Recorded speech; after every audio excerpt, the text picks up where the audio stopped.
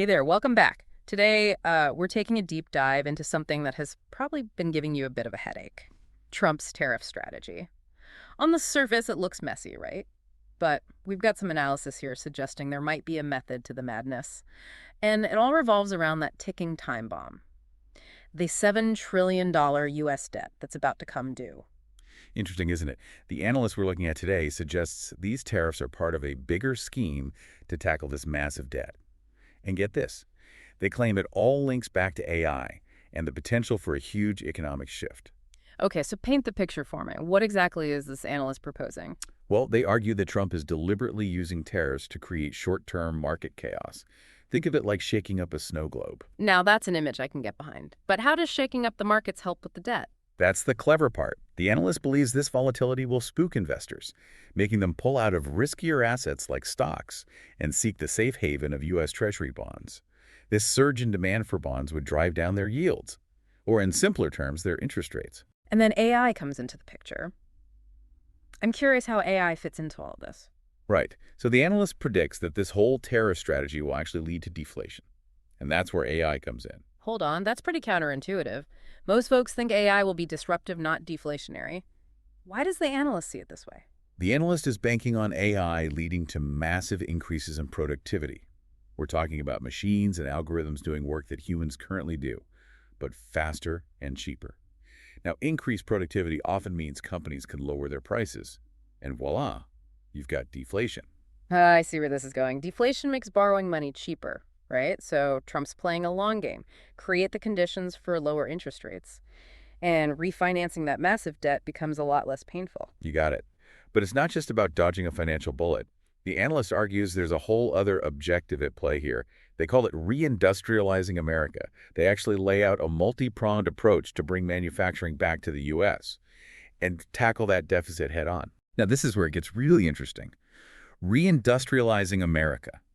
We're talking about bringing back factory jobs, boosting American manufacturing, the whole 9 yards. Exactly.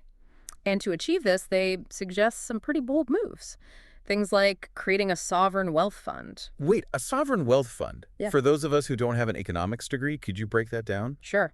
Think of it like a giant investment account for a country, using its assets to generate wealth. The analysts suggest this could be a key tool in generating funds for reindustrialization. Okay, so sovereign wealth fund, check. What else is on the table? Well, they also propose tax cuts, and not just for corporations, but for the middle class as well. The idea is to stimulate investment, get money flowing, and boost the economy.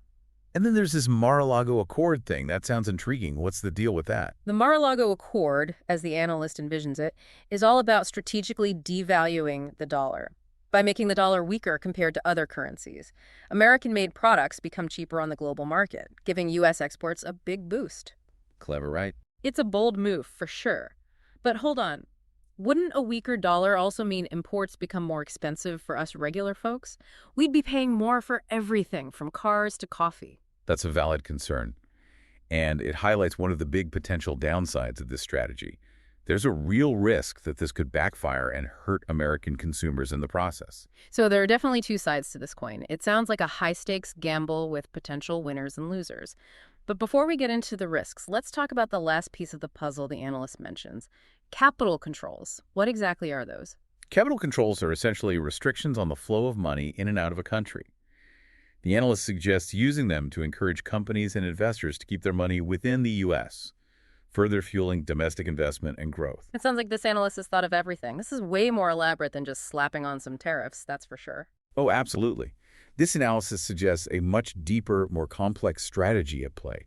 And while it's fascinating to consider, we need to remember it's all theoretical. There's no guarantee any of this will actually play out as the analyst predicts. Now, that's a good point. We're dealing with a lot of what-ifs here. But before we dive into those, I want to understand one thing. Does the analyst offer any evidence that this is actually happening, or is it all just speculation? Well, they do try to connect their predictions to some recent real-world events. For example, they point to the recent compromise reached with Mexico and Canada after they hit back with retaliatory tariffs. Remember that huge $3.4 trillion stock market wipeout that followed? Oh, yeah, that was a wild ride. So the analyst sees this as a sign that the market volatility they predicted is starting to play out. That's their interpretation, yes. Yeah.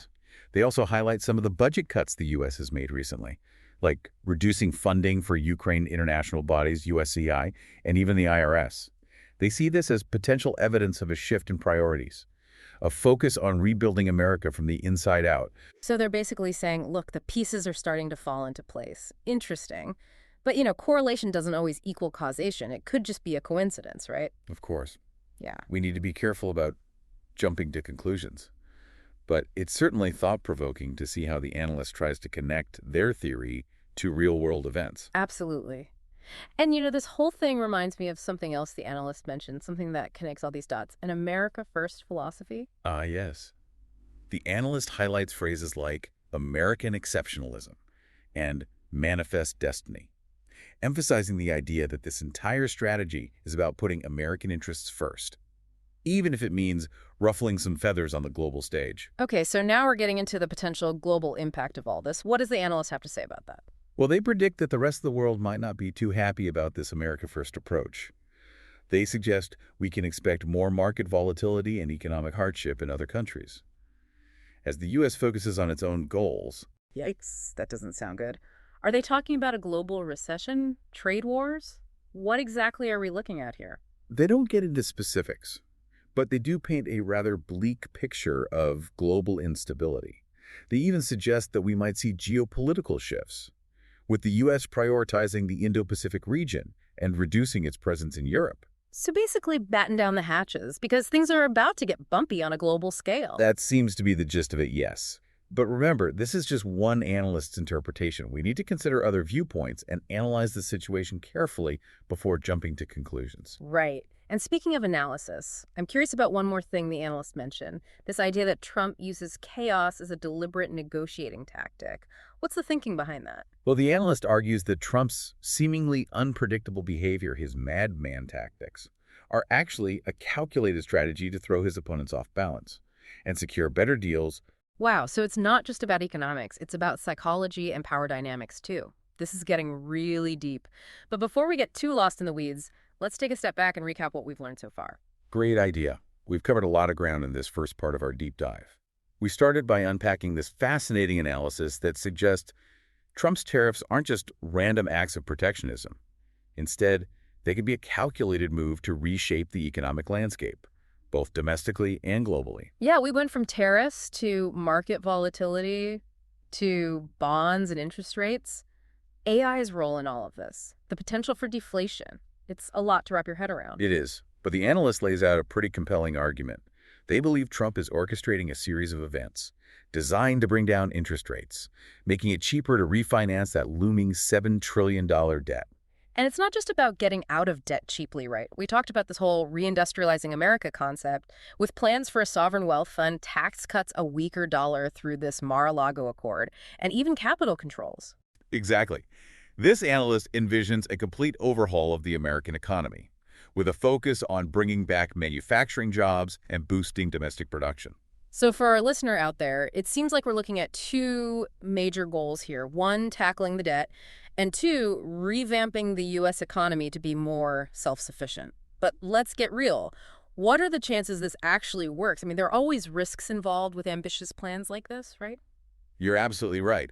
The analyst acknowledges the risks involved. In fact, they dedicate a good portion of their analysis to outlining potential pitfalls. That could derail the entire strategy. All right, let's dig into these risks. What are we talking about here? What could go wrong? One of the biggest concerns is the potential for retaliatory tariffs from other countries. If trading partners hit back with their own tariffs on U.S. goods, it could spark a trade war that hurts everyone involved. Yeah, a trade war wouldn't be good for anyone.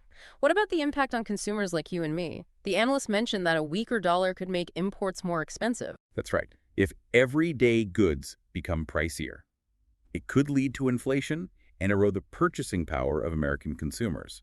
So there's a delicate balance to strike there. So controlling inflation is a big concern. What else does the analyst flag as a potential risk? Another worry is that this whole plan hinges on market confidence in the U.S. economy. If investors get spooked by the volatility or doubt the long-term viability of the strategy, it could trigger a stock market crash. Oh man, a stock market crash would be a major setback. That would really undermine the whole plan. It would indeed.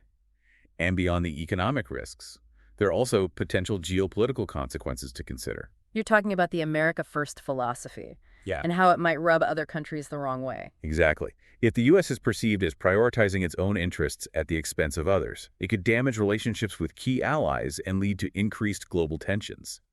The analyst specifically mentions that the U.S. might reduce its presence in Europe, focusing more on the Indo-Pacific region. That kind of shift would definitely have geopolitical ramifications. So let me get this straight. We've got a potential trade war inflation worries the risk of a stock market crash and strained relationships with allies. Are there any other risks we need to be aware of? Well, there's always the possibility that the short-term pain of this strategy, like economic instability and higher prices for consumers, might outweigh any potential long-term gains. Yeah, that's a valid point. Sometimes the cure can be worse than the disease. It sounds like this whole strategy is a bit like walking a tightrope, with potential pitfalls on either side. But even with all these risks, the analyst seems to think it's a gamble worth taking. They do seem to believe that the potential rewards outweigh the risks. But as we discussed earlier, they try to back up their claims with real-world events. They point to the recent compromise with Mexico and Canada on tariffs and U.S. budget cuts as potential signs that things are moving in the direction they predicted. It's definitely interesting to see how they connect the dots and try to find evidence for their theory. But I keep coming back to this idea of using chaos as a negotiating tactic. It seems so unpredictable and risky. What are your thoughts on that? It's definitely a bold approach. The analyst seems to think that Trump's unpredictability is a deliberate strategy, a way to keep his opponents guessing and gain the upper hand in negotiations. So it's like a poker game where you bluff and raise the stakes to intimidate your opponents. But doesn't that approach create a lack of trust? That's a valid point. If the U.S. becomes known for its unpredictable and potentially aggressive negotiating style, it could damage its credibility and make future cooperation more difficult. It seems like there's a fine line between being strategic and being reckless. Exactly. And that's why it's so important to analyze the situation carefully and consider all the potential ramifications. It's not about blindly accepting or rejecting the analyst's claims, but rather engaging in critical thinking and forming our own informed opinions. So for our listener, what you're saying is, don't just take our word for it. Look at the evidence, consider the risks and potential outcomes, and decide for yourself whether this is a brilliant strategy or a dangerous gamble. Precisely. We're simply providing you with the information and analysis to help you navigate this complex issue. Well, you've certainly given us a lot to think about. But before we wrap up, I have one final question for you. This whole discussion about Trump's potential motives, strategies, and the risks involved, what does it all mean for the average person?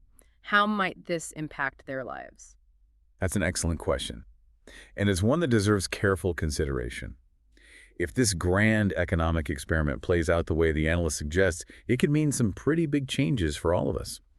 We're talking about potential shifts in everything from the cost of groceries to the job market. And that's just here in the U.S. We haven't even touched on how this might ripple out to the rest of the world. Yeah, you're right. The implications are far-reaching. On the one hand, if this reindustrializing America plan succeeds, we could see a resurgence in U.S. manufacturing, leading to more jobs and a stronger economy.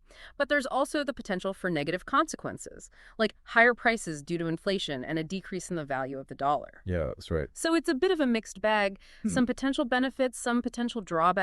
It sounds like there's a lot of uncertainty about how this will all shake out. There is.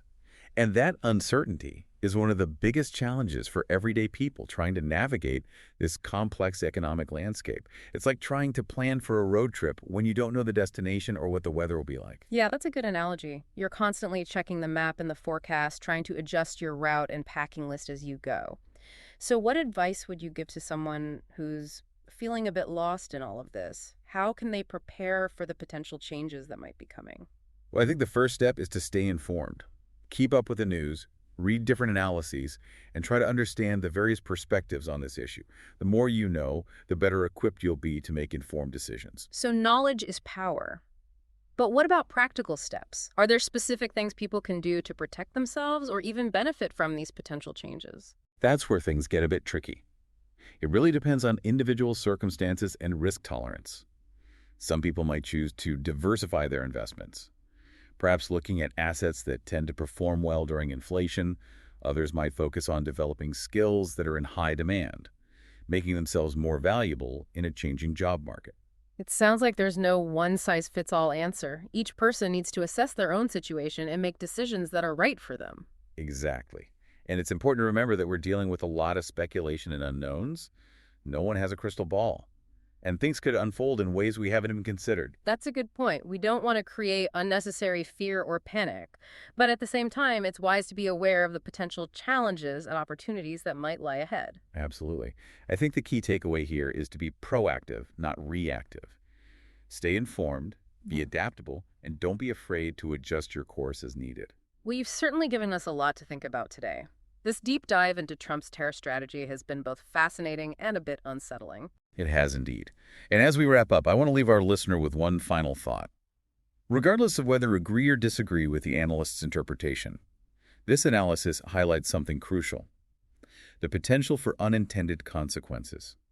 Even the most well-intentioned plans can have unforeseen outcomes, especially when dealing with complex systems like the global economy. That's a great point to end on. We need to be mindful of the ripple effects of our actions, both on a personal and a global scale. So to our listener, we encourage you to continue exploring this issue, keep asking questions, and stay engaged in the conversation. The more informed we all are, the better prepared we'll be to navigate the challenges and opportunities that lie ahead. Thanks for joining us on this deep dive, and we'll see you next time.